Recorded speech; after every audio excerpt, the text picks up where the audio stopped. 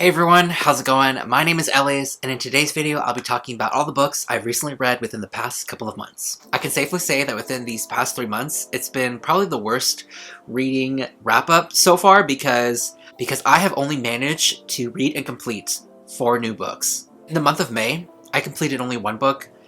April was probably my best month, and in June I finished 1 book already. I don't know what is happening right now during this transitional time between spring and summer, but I was pretty much in the exact same scenario last year, so I'm pretty sure this is a curse. I have completed 1 book already during this month, and I'm pretty happy with that, but trying to also start and complete another book that isn't mandatory for me to finish and complete. And when I say mandatory, it can't be books that I have to read for the late night book club, because those I will for sure read and finish. It's just books that are on my TBR that I haven't gone to yet. It's just that I think I'm in a particular mood to read and start these brand new series of books. In the end, when I pick that book up to read it, I'm just like, I have zero absolute interest to read this book right now. So it's an ongoing problem. However, besides the 4 books that I managed to complete and finish, I actually reread an entire series and I plowed straight through them. There was this one time, I believe this a week or 2 weeks in April, where I just picked up the first one, and from books 1 through 11, I think, 11 books, I reread every single one and just went straight through them. And suffice to say, I just had a really great, fun, fantastic time reading about these books again. I'll talk about the series briefly at the end of the video, but I will include those books into this wrap-up as well, just because I don't really think talking about these brand new books, only 4 of them, will be suffice for this video, so I'm just going to add them in. But before we get started, I would like to thank today's video sponsor, NordVPN. NordVPN is essentially a virtual private network that sends and receives all of your data through an encrypted tunnel, where you can browse the internet privately and safely. We love to see it. NordVPN is one of the fastest VPNs out there. It's available on Windows, Android, iOS, macOS, Linux, and even your Android TV. And with just a single account, you can connect up to 6 devices. They have over 5,300 servers in 59 countries, so you can be safe and at ease when you browse the internet. So if you're anything like me, I love K-dramas. K-dramas, they just hit different, okay? Some of my favorite K-dramas that I've watched on Netflix in the US are Crash Landing on You, The K2, and Sweet Home. If you're a newbie and you want to start watching K-dramas, highly recommend either starting Crash Landing on You or Sweet Home. So another K-drama that I recently finished, Mr. Queen. Hands down, the funniest K-drama I've ever watched. It's about a modern male chef who wakes up back in the body of a queen during the Joseon era. It is so funny and the story is so good. I would highly and definitely recommend it. So again, with NordVPN, if you're looking for like a movie, a TV show, or even games, you can even check out, buy, or even play a game that isn't available in your country with NordVPN. So if you guys are interested, you can check out the link down below or use my code Elias to get their incredible discount off their 2-year plan, which I believe is only $3.18 a month. And on top of that, you get 4 extra months free. NordVPN also has a 30-day back money guarantee, so if you're not fully satisfied with the service that they offer, you can get a full refund within 30 days of the purchase date. So again, check out the link down below, and thank you again to NordVPN for sponsoring today's video. And with that being said, let us go ahead and get straight into the books. Alright, so we're going to be talking about the 4 books first. Coming in at number 1, Chosen and the Beautiful by Nivo. So this one altogether was a really great, albeit slow, but fun read. This one is a new release, and I believe it came out in the beginning of June. This one is an arc, but I managed to complete this book a couple months before the release date. I did a whole reading vlog about it. This was the book on my most anticipated books of 2021. And did it live up to that hype? I'm gonna say yes and no. Some of the problems that I had for this book, I think, was it didn't really offer anything concrete or new to the whole Great Gatsby story already. If you know the original classic tale of The Great Gatsby, then I feel like you won't get anything new or vital from the story in general. It's more so on the characters themselves than on the story aspect of The Great Gatsby. This one is basically a piece-by-piece retelling of The Great Gatsby, and I kind of wish that Jordan Baker, the POV that we're reading from, I wish we sort of focused on the narrative of her backstory and who she became after the events of The Great Gatsby, because I feel like the majority of this book was just so heavily focused on Gatsby's story, and even if it wasn't about Gatsby, his narrative, his character was just so loud and so big that I feel like it sort of overshadowed the other characters in this book, that I feel like I wasn't truly reading about Jordan Baker, the main character in this book. She was still a side character in Gatsby's story. And even though that's not the case, even though I'm partially biased, I guess, because I did read the original book That in of itself are my thoughts on that. So I gave this book overall a 4 out of 5. I did really like the writing. It was just so beautiful and so real, and I'm just really excited to see and check out other books by Nevo. So, alright, next up, Every Vow You Break by Peter Swanson. Alright, you guys, if you know me, and if you have been sort of a dedicated viewer on my channel since the past, I would say 2 years ago, you would know that there was a phase where I read so many thrillers, and I basically hyped this man to a whole new level where I was like, Thriller King, because the first couple of books that I read from Peter Swanson, Immaculate, Chef's Kiss. However, every subsequent book that I've read after his first 2 or 3 books have just gone downhill for me. I'm starting to lose my faith and trust in this man for writing thrillers now, because I feel like also the majority of people also agree with me on this as well. It's just The Kind Worth Killing and Before She Knew Him, those 2 books are just in the top tier category for me when it comes to thrillers. Like the plot twists, the characters, the story.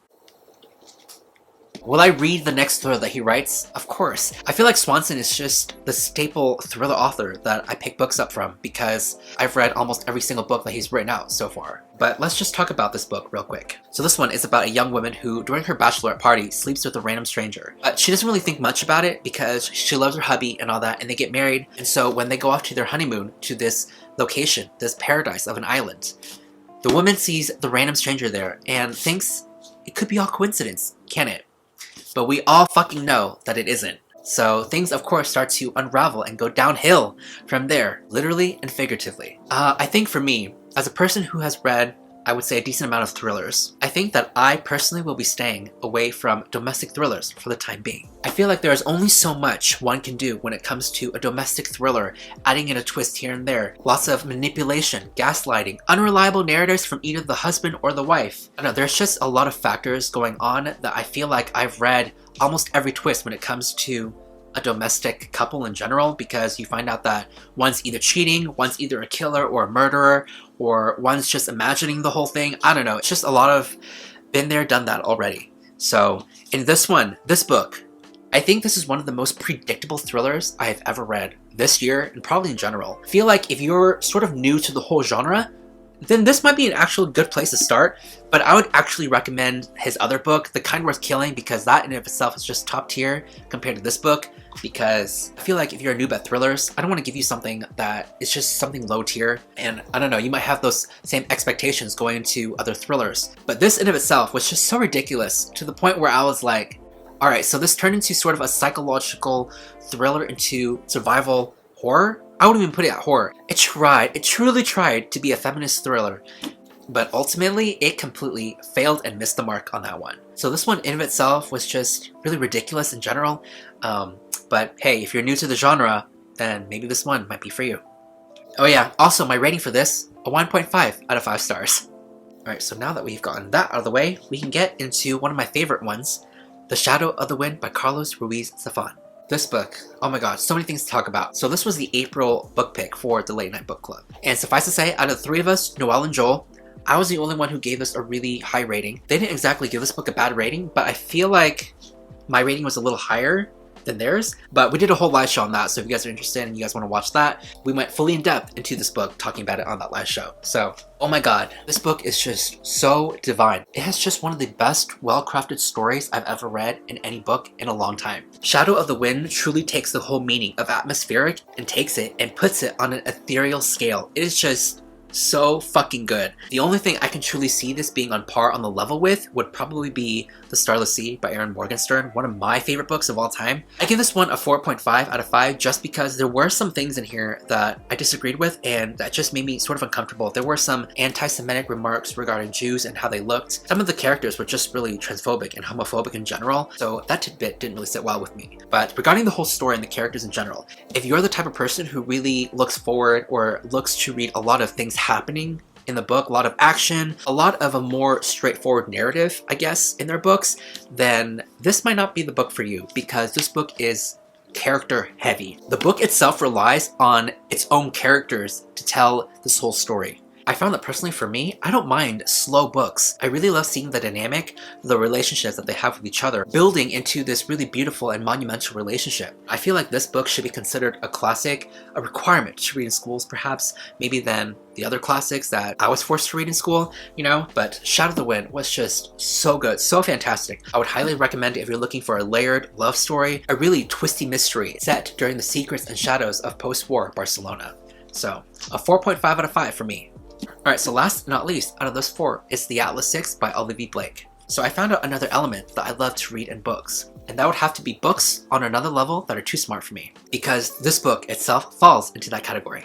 So I mentioned this book briefly in a previous video, the mid-year book freakout tag, and I mentioned that when it comes to self-published books, a lot of them are either a hit or miss for me personally, but when you find that right one, the one that you really vibe with, it just brings out this really great feelings of emotions I can't really describe. It just hits different in general, and this could be equivalent to how people really love indie romances and how they get so popular, you know? And the example that I put out for me was The Foxhole Court by Nora Sakavic, because oh my god, that series, if you know, you know. And this one is different in of itself in that it follows sort of this magical society with magical individuals in this tournament of sorts, of champions. It's about these 6 vastly intelligent and charismatic people who all basically strive to deem their worth to enter into this society. Some of the things that I liked about it was its touches on classism and elitism, and also the questions, the theme of how much power is too much power. It's just really interesting to me because when we ask ourselves how much power is too much power, to the point where is sharing this knowledge, this power, more beneficial to the human race or to only certain people in general to keep other things in check, to have things where they're at for the sake of the human race and all that? There are just so many different factors and elements that this book went over that just really got me thinking about a lot of these things. One of the things I really liked about it was just this overall scientific but magical element that this book had. It wasn't overtly scientific to the point where I was like, I have no idea what the fuck is going on. Even though I did sort of have that feeling going into this book, but it was just enough to the point where I was like, okay, I kind of can see what this book is talking about. It's just like how you're watching a superhero movie and somebody is talking about how their powers work. You don't really get it, you don't get the core physics of it, but you understand sort of the logic that goes behind some of the abilities in like most of the superhero movies. So you can take the parallels in this book. Also, another unique thing about this book is that it has illustrations of the main characters, and to me, it actually came really close to looking how the characters were drawn. So that was really interesting. So another thing I noticed for me, and this is what differentiates for me when it comes to self-published and traditional published books, is that most of the time when it comes to self-published books, it almost reads like fan fiction in a way. And again, there's nothing wrong with fan fiction, there's nothing wrong with that. It's just that when it comes to more traditionally published books, I noticed that there's more of a professional sophistication to it, I guess. I don't even know what I'm trying to say here, but this to me, in some aspects of the book, read to me like fan fiction. But again, there's nothing wrong with that at all. Like The Foxhole Court, utter fan fiction, and I fucking 100% loved it. So if you're looking for a really fun time, a really fun romp of dark academia with people having like mutant X-Men like powers, trying to prove their worth in elitist society, then this might be the book for you. So ultimately, give this book a 4 out of 5. Alright, so last but not least, I'm just going to briefly go over the 11 book series that I read completed. So this 11 book series is the Mercy Thompson series by Patricia Briggs. So I currently only own books 5 through 11, and I read the first 4 books through Libby. But you guys, this whole series in general, it's so fun, so fun. You're just honestly gonna have a really fun, great time. And this is my 3rd time rereading this series all the way through. Each and every single time I reread these books, it's always refreshing to me because I always forget what happens in each book, because each book has its own self-contained sort of story and mystery while also pushing through the overall general storyline. Let me just put these books down before I talk more. When it comes to these books in general, the genre, I find that I have a really soft spot when it comes to urban paranormal fantasy. It's a genre that really intrigues me. It's a really strange and weird genre where a lot of people, myself included, find things, characters included, mutually attractive. Like, take for an example, someone who can suck blood. There is nothing sexy about someone sucking blood, but vampires? Well, don't get me started on werewolves. Basically, human beings turning into wolves. So in a sense, we're attracted, I guess, to a wolf, an animal. So what does that exactly make us? I'm gonna have to call an expert on this. Cindy. Like, why stop at bats and wolves when you can, I don't know, have sharks, for an example. A shark, someone who can shapeshift into a shark. Speaking of sharks, there was this cartoon that I watched as a kid where these guys who were able to transform into these sharks. Half human, half shark.